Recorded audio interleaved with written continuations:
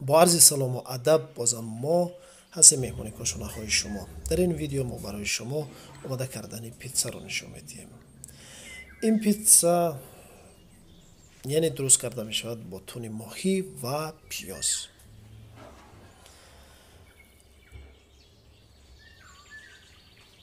ما برای شما عزیزان نو به نو تمام نمودهای پیتزا رو نشون میدیم.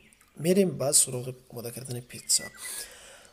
تونی ماهی رو یعنی دو دانه تونی ماهی رو روغنش رو دور میاندازیم و در یک کاسه در یک ظرف میگیریم، آماده میکنیم. تقریبا هر یک دانه اون 250 گرم است تقریبا، یعنی همه این برای یک پیتزا نمی رود. ما برای دیگر چیزها هم اندازه گیری کردیم، بعدا میگوییم که چقدر گرم در یک پیتزا می رود. و همچون که شما میدونید آرد رو میپوشیم برای تنو کردن خمیر پیتزا. یک کوگلی پیتزا تقریبا اگر که 280 سانتی متر پیتزا کنید، شاید که شما در لیست های دخوفکا میکنید و فرق دارد. البته ما این حجمش رو میگوییم تقریبا استانداردش رو و شما میتونید حساب کنید و همچنان که دوست دارید مثلا میتونید که نازکتر یعنی باریکتر تنکتر زوالش رو گیرید یا اینکه خفستر. اینجا 200 گرم خمیر است تقریبا.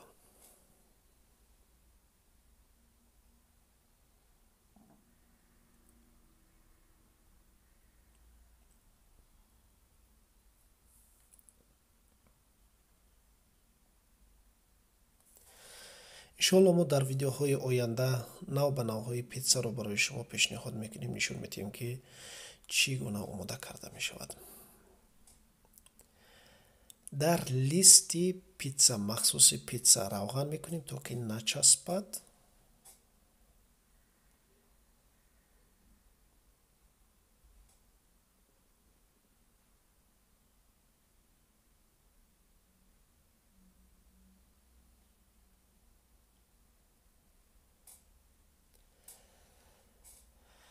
و همون خمیر رو یک به هم میزنیم و در قالب همون پیتزا جو میکنیم. بینید چقدر هم آسان کرده می شود. یعنی برای یک پیتزا آماده کردن تهیه کردن تقریبا 2-3 دقیقه می رود، وقتی زیاد نمی رود.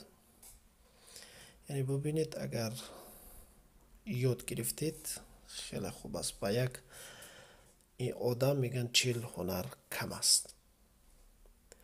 پرکوب بزنید. متاسفانه من پرکوب رو نیفتم ولی به همون ویلکا پرکوب زدم تا که باد نکند، یعنی چی نشود. و الکی ما زوز پیتزا رو آماده کرده بودیم. اکنون شروع میکنیم. یعنی یک کاولیز میگیریم تقریبا 50 میلی گرم است. انا به همین شکل ما در بالای خمیر پیتزا میمالیم.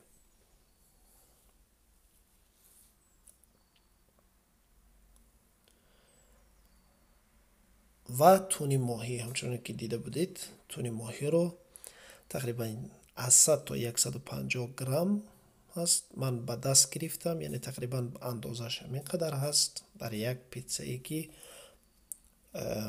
معمولی است، یعنی 28 سانتی متر، یعنی از 100 تا 150 تونی ماهی می رود. اگر زیادتر انداختید خوشمزه نمی شود، باید استاندارد خودش داشته باشد. و کمی پیاز باید که شما دوستان عزیز دقت دهید که پیاز رو نباید زیاد انداخت و تنفیش هم نباید زیاد انداخت، چون که این لذتش رو دیگرگون میکند. و اکنون میپردازیم با سیر یعنی پنیر. تقریبا 100 تا 150 گرم پنیر رو خوب پخش میکنیم در بالایش.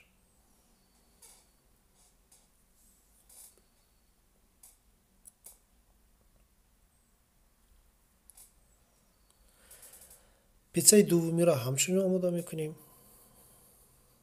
این هم تقریبا همون است. 100 تا 150 گرم پنیر رو خوب پخش میکنیم در بالایش. پیتزای سومی را همچنین آماده میکنیم. این هم تقریبا همون است. 100 تا 150 گرم پنیر رو خوب پخش میکنیم در بالایش. فقط کوتاه کردیم.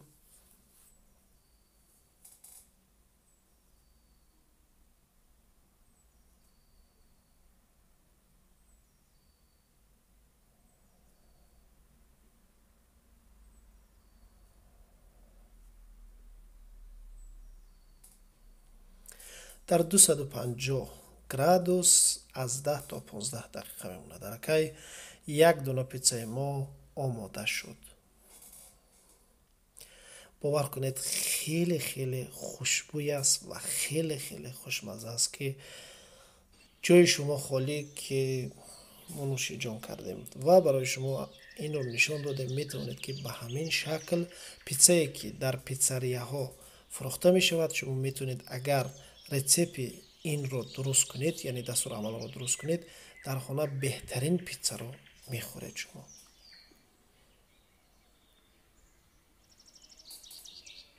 ببینید که چقدر خوب به نظر میرسد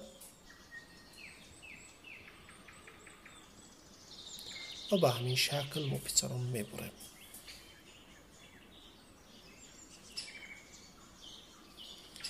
در بوی پیتزا مست میشیم.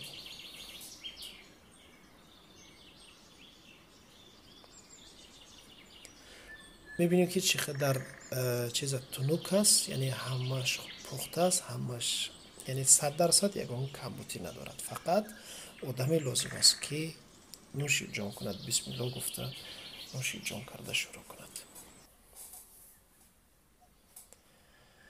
من خودم این سنجیدم که خوشمزه هست یا نیست، یعنی خیلی خیلی خوشمزه بود. و در آخر اوریگانو کمی اوریگانو میزنیم، بازم این خوشبوتر و هم خوشمزه تر میکند.